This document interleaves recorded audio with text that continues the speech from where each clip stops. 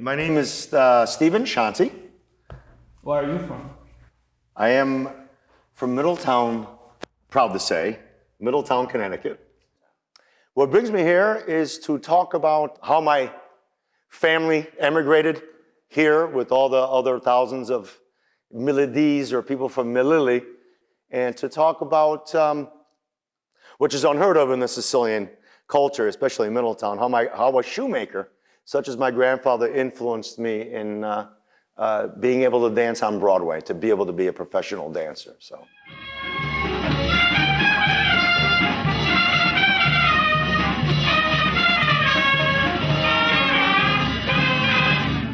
My grandmother, my father, and his two sisters came here in 1930. My dad was 8 years old when they got here. And obviously, I mean, my grandfather, I think, had made the decision that he was going to make his fortune in the United States. So my grandfather left in 1955.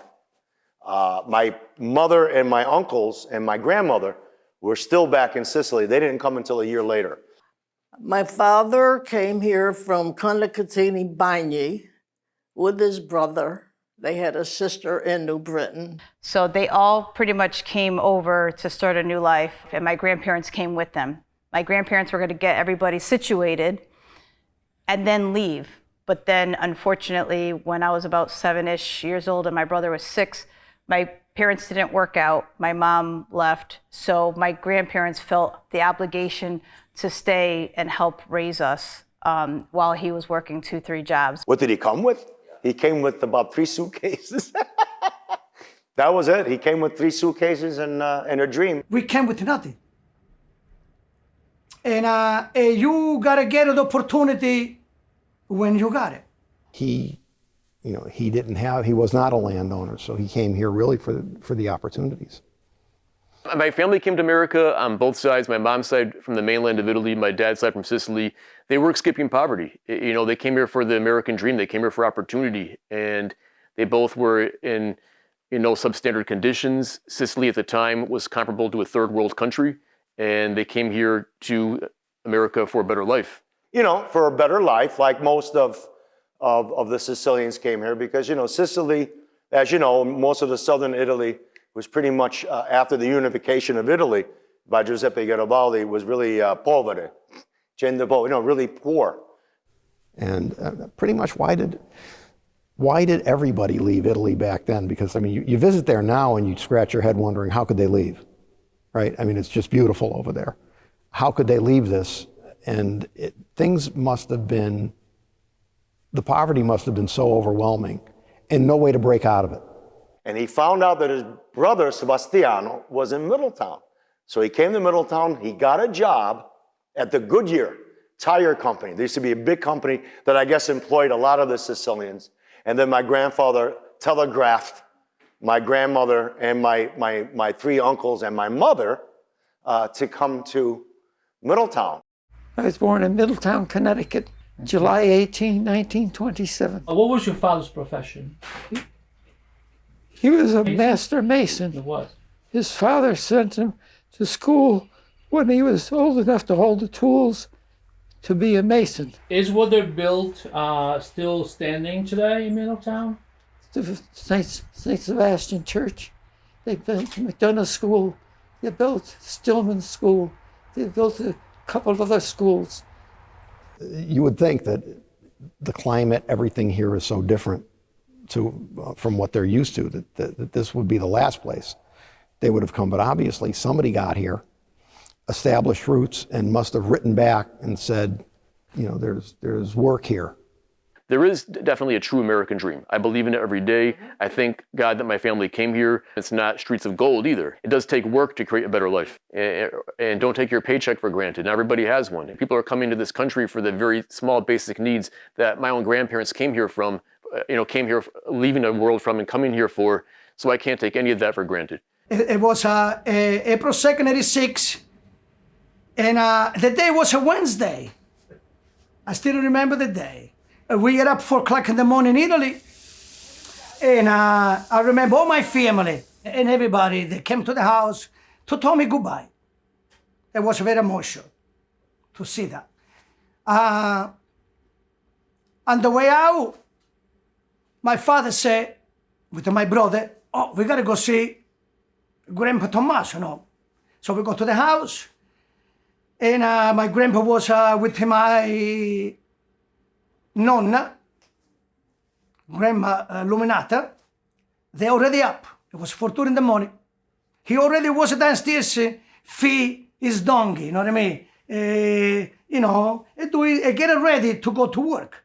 They leave like at 5 o'clock in the morning. They already go to the farm. And I remember, I said goodbye to them. And my grandfather, Tommaso, remember, he gave to me a huge hug. And he said to me and you will never see it again. So I said, no, don't worry.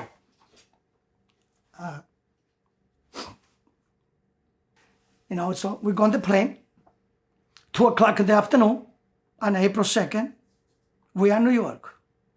And for me, to see Italy, especially the airport, and then all of a sudden see New York City, it's a day and night.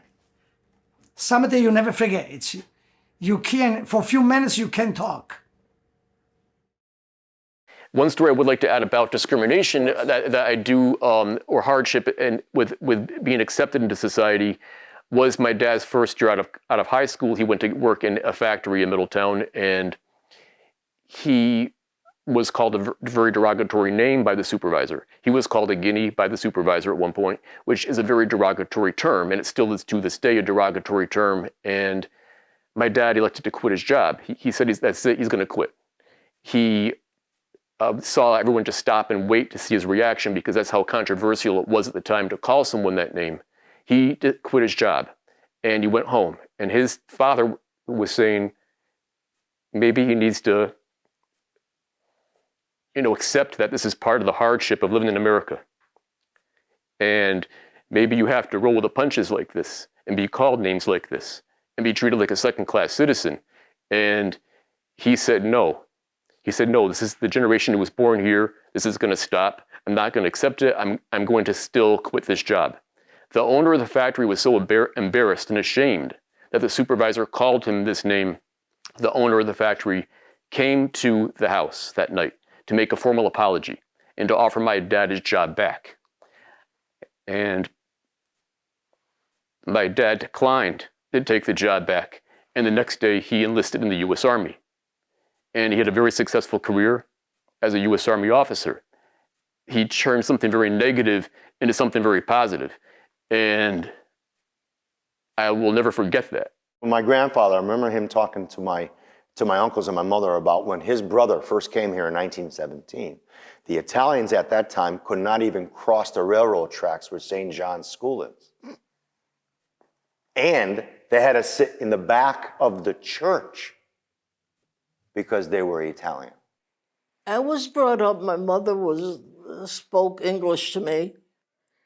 My father and my grandmother spoke Italian, but I would never answer in Italian. I just spoke English. I wanted to be an American, a good American. I wanted to be like the people. We went to school with a lot of children from Wesleyan. Their parents worked at Wesleyan, so they were totally different than us. Her parents, they might speak Italian to each other, but to the children, they spoke English, and they expected the children to speak English. They really did feel that they had to shed that identity. And one time we had a teacher there. Our teachers were mostly good to us. This one teacher, a boy in the class said one word in the Sicilian dialect, just one word. And the teacher went to that boy and said, "Don't ever let me hear you speak that ugly language in this room." So that didn't bother me then, and it didn't bother anybody. And nobody told their mothers, so there was, but in later years, I realized what happened. But I went to school on Green Street at St. Sebastian's Grammar School. And, this was really crazy. When I used to take the bus, we used to go to school at the same bus with the Polish kids from St. Mary's and the Irish kids from St. John's. And that's, unfortunately, my everyday routine. I fought a lot because it was a shame, you know, when you grew up that young with all the prejudices, you know, that still unfortunately exist in our society today. But I was called a lot of names. Hey, you guinea wop, get out of my seat, and we go back and forth. Oh, you Polak, you're this. And it was horrible, you know. But every day was like that. I mean, every day at a young age, I realized the prejudices that I received because of my culture. We have to make some changes. If we move to a new country, learn English, try to get an education, do your best, absolutely. I don't think that we should face discrimination or be faced with derogatory name calling, or of course, segregation, or you're forced to not even go into a church sanctuary. None of that should happen. That's not a price to pay for a passage. No, that's un-American actually. If you think about what our country really stands for, the Pledge of Allegiance, one nation, united. We should be united here so no newcomer is treated that way. I didn't start realizing how beautiful it was the way I grew up until I went to college at the Boston Conservatory of Music, which is now the Boston Conservatory at Berkeley. And it just hit me, you know, how fortunate I was to grow up in such a beautiful time, you know, with a beautiful culture. And I'm very, very proud that, that I grew up the way I did, that's for sure. The Middletown Sicilians, having all come from the same town, these were, you know, relationships and connections that predated their you know, migration to the United States. You could walk to church, you could walk to the grocery store. There was an Italian grocery store right on the street, Marino's, and it was very much, you know, a part of the city. It was all interconnected socially with a big social network of people and families that were interrelated, either through marriage or friendship or by blood. Because my grandparents came here from Sicily, that was kind of like our home. Like, so my mom worked one or two jobs maybe. He worked his multiple jobs. Yeah. So my grandparents were there because I went to St. Sebastian's on Green Street when the elementary school was there. And then it moved to Durant Street on the other side of Middletown. But I would just, because we were on Green Street, I walked home and whatnot, and was raised by my grandparents. They would feed us, clothe us. You know, we would sometimes stay overnight. But then my parents lived just a couple blocks away. Everyone knew everybody. I mean, example, we all go to St. Sebastian's Church on Sunday service, right? I mean, everybody in that church. It used to take us an hour, sometimes an hour and a half to get out of there, because my mother, we were talking, this lady who would, hey, you know, gummare con dandine, come si, blah, blah, blah. And then, then they would go off and you know, we were sitting there and you're a kid. It's like, Mom, I'm hungry. I want to go home and eat. If we got in trouble, my parents already knew when I got home what I had done. You're at McDonald's and you did this, that, and you're like, oh, Jesus. I mean, what were you doing at Palmer Field after, you know, where all the football games is? You know, what were you doing at that discotheque? How do you know I went to Twilight Room in the Berlin Turk? You know, that was cool. And it's unfortunate that today, you know, it's not like that today in our society. But growing up in Middletown, at the time that I did, everyone kind of, hey. Our parents were, you know, no. And, you know, I got my first tattoo, and I didn't think I was ever going to get a tattoo, and it's a cross to show, you know, our family faith. And then it says nonna and nonno, because they were pretty much, you know, they were pretty much, you know, our parents. Right. Because our parents were working all the time. There was times where I would ask my father, Dad, can I go to my friend's house? He'll be like, go ask your nonna and your nonno. Those are your parents. I go, okay. I think that my parents and grandparents were extremely influential on me, and they shaped me, and it's still in me forever. Those formative years do count for the rest of your life. And my dad's dad lived with us for a couple of years towards the end of his life, and I would hear Italian spoken in our home. I saw a lot of the cuisine and the food that I got very attached to, of course, and wanted to start cooking myself as I grew up. What I want to do is I want to learn how to make scacciata. That's what I want, you know, the Italian version of, it's like a calzone, but flattened out into like a semicircle, like a half moon. And my mother, My mother made the broccoli sauteed with the red wine and olive oil, garlic, and melted mozzarella cheese with sliced sausage. Oh.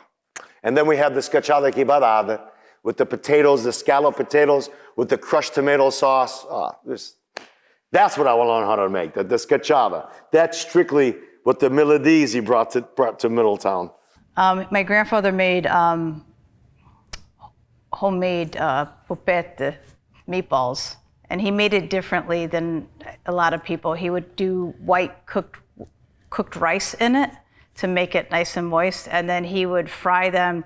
He would make them like round but flattened on the top so that he can fry them in a little bit of oil and flip them.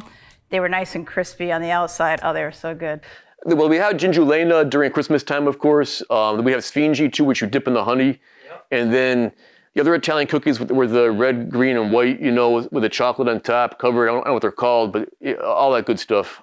Oh, it could be that some of the recipes that don't exist. Yeah, perhaps. And then biscotti, homemade sometimes. And yeah, so we always had a nice feast going house to house. Even when I was, growing up, there were maybe 40, 50 small mom and pop little grocers around town. And you look at that and you say, you're telling me things are better? There were those, each one of those markets supported a family. My mother, I remember, if she wanted something, she would call her cousin. And she'd pretty much say, what you got today? What's good today? And he'd tell her, oh, I got some pork ribs and I can cut them into pork chops for you. And just came in, it's really good. And they were used to buying what they needed, what they were going to make that day. But we used to do the tomato sauce in summer. And one of the houses, it was a duplex house. The Raffinos lived on one side. I forgot the name of the other one. But he would have big pots, huge pots as big as his table. And if you go there with your tomatoes, he would cook it for you.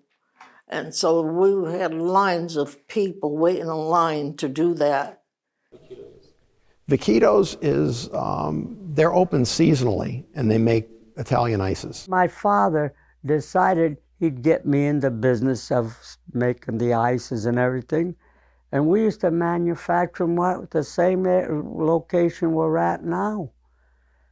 We used to make it down in the basement, and we started that in 1930. My father bought me a 1928 Overland Whipper truck. And that was to get me on the road with the ices in 1930. They always made ice, Italian ice. And I used to go up and down the streets all along the east side to peddle the ices. And it'd be mostly from the south end all the way up to the north end. In and out of the streets. I'd go down Ferry, it'd be my last stop and home. And we used to get 3 cents and 5, but our biggest sales were 3 cents. And it's a lot of kids, I'll tell you something, a lot of the children that wanted the ices, they'd ask their parents, could I get an ice? You had it yesterday. So they have to skip a day. They couldn't get it every day. Things weren't that prosperous in those days, and you had to live within your means. Well, I will tell you this story that changed my life. I was 16. And at that point, in 1979, I must have won every disco contest in the state of Connecticut, But I remember being asked to do the musical Fiddler on the Roof. And I was on the baseball team at Xavier. And this was the year I was going to start because I played JV my freshman and sophomore year. And I remember talking to Brother Connolly, who was my religion teacher, but he was also one of the coaches for baseball. And I was torn whether to, because the rehearsal schedules and the games would conflict with rehearsals for doing the show. And some of the guys overheard me, And I really, they started calling me names, a lot of bad names that I don't want to say. So I got into a lot of fights. And one time I got into a really bad fight where I almost got suspended. And I remember my knuckles were all cut up really bad. And I was angry. And I remember driving my car at the time to my grandfather's shoe shop. And I told my grandfather that I didn't want to dance anymore. And I'd never seen my grandfather get angry, ever, at me. He got his shoe hammer and he threw it across the room and he goes, "Siete qua, siete vicino mio, voglio dire una cosa a te." He goes, "You sit over here, I'm going to tell you something." And he told me about when his father, when he had the scholarship to the conservatory in Palermo, and his father said, "You want to leave this town? You want to become better than me? Big shot." He goes, "No, you're going to stay here. You're going to be a shoemaker like me." And he told me, Michelangelo painted the ceiling of the Sistine Chapel for people who look up. It was very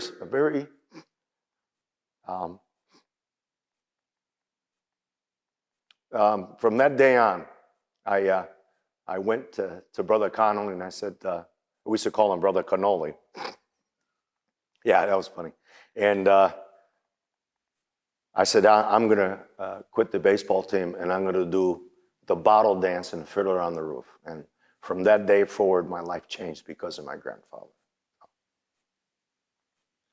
Hello, Middletown. My name's Stephen Shanti, and I'm going to do a couple of wonderful characters from my one-man show, A Shoemaker's Tale.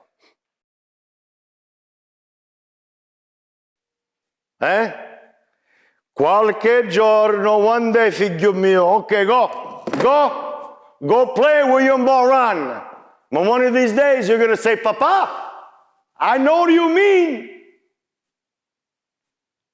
And I did. Thanksgiving dinner, 1984, when I was a junior at the Boston Conservatory of Music, Dance, and Theater. "Oh, I watch out for my lawn, the son of a bitch." I drove my father crazy with that front lawn. Football, basketball, baseball. In spite of how he felt about it, sports became an important part of my life. Because sports was it, man. Sports was cool. And you had to be cool, especially when you went to an all-boys Xaverian Jesuit high school, and I was singing and dancing at the time.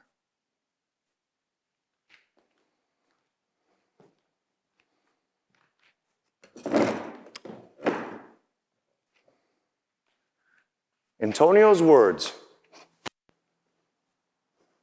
might have been filled with venom and rage, and his words were right.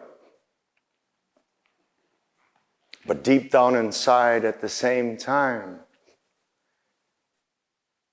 I knew what his heart was saying. Grandpa's dying, Stevie, and I'm going to miss him.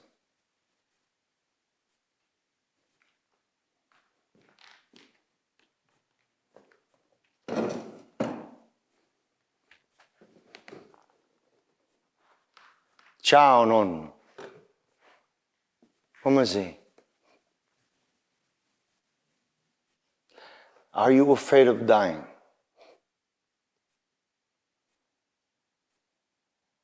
After a few moments, he looked up to me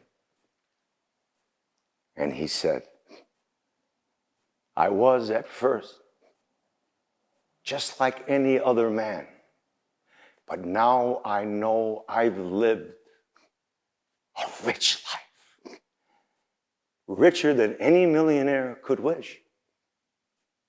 I've had love, I've had respect, and I've seen my family grow, and I wish you the same." And then he said, "I'm proud of you, Stevangelo. Sì, Io saccio, nonno. I know. You taught me when I was a little boy that everyone has good in them. And you said someday that I would tell you that you were right. Well, you are, nonno. You're right. You rest now. Riposate. Angelo Morello was born May 22nd, 1915, and died December 5th, 1990. And on the day of his funeral, not only was he remembered in Middletown, Connecticut, but nearly 2,000 people gathered in his hometown in Melilli, Sicily, to sing for him in St. Sebastian's Church. I thank all of you for joining me in celebrating his memory. I'm sure my grandfather would want me to say to each of you, state buono, stay good. And always remember what my grandfather once said. Michelangelo painted the ceiling of the Sistine Chapel for people who look up.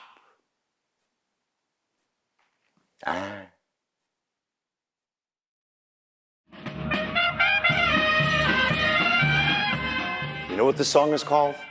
Number 7.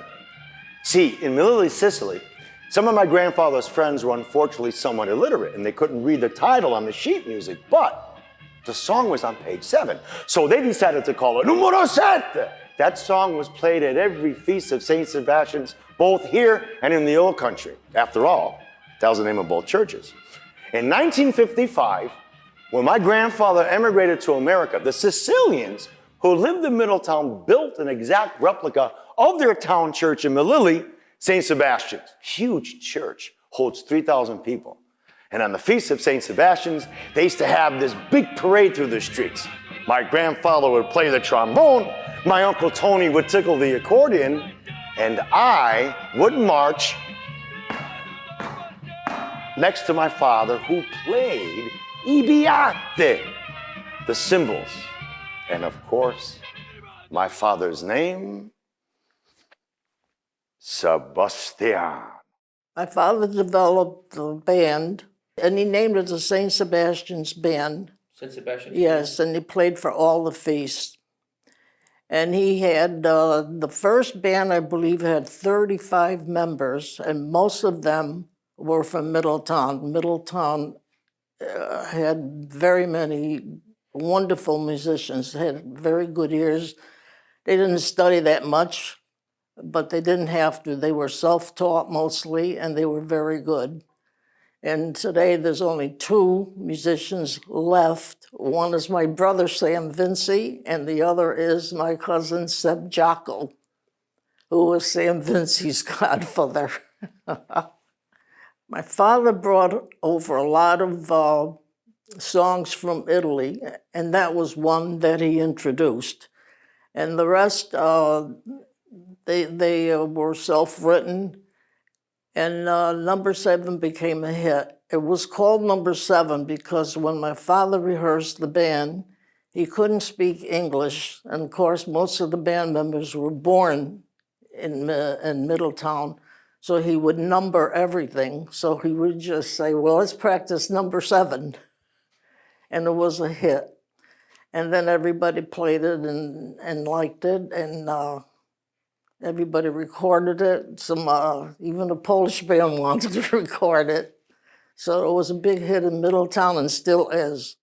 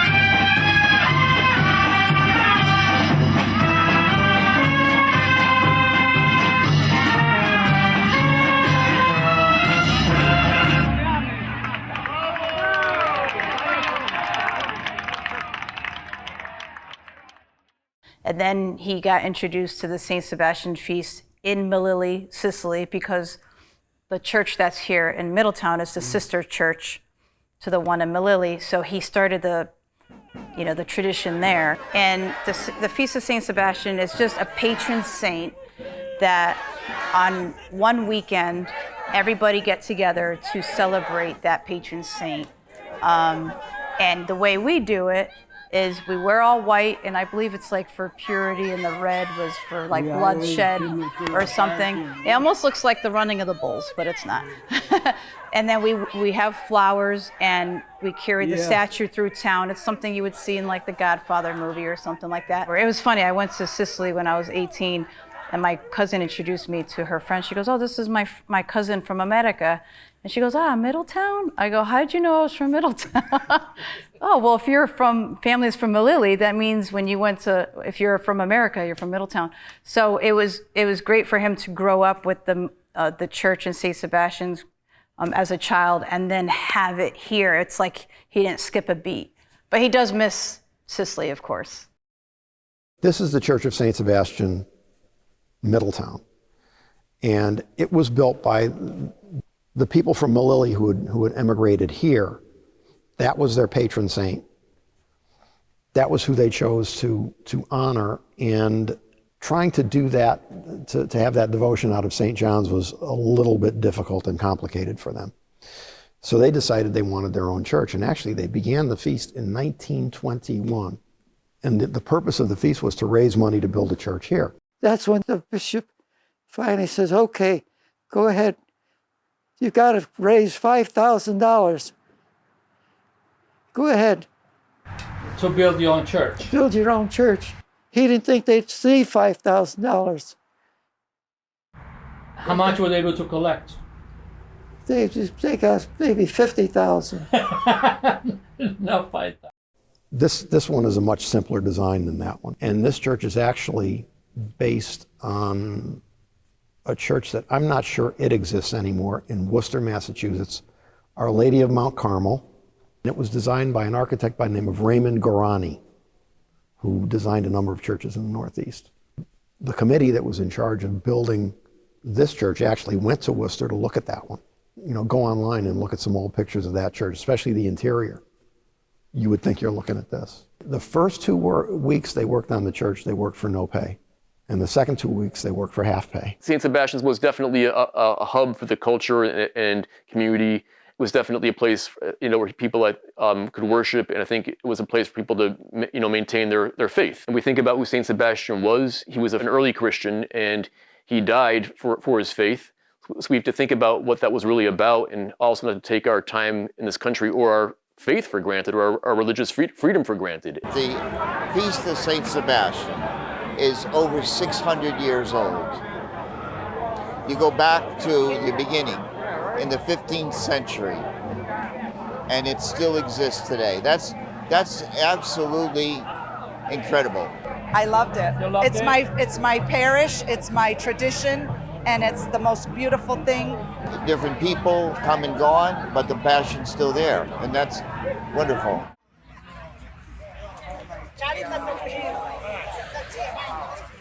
Finalmente, siamo arrivati. Grazie signorina. Ben atterrati di nuovo.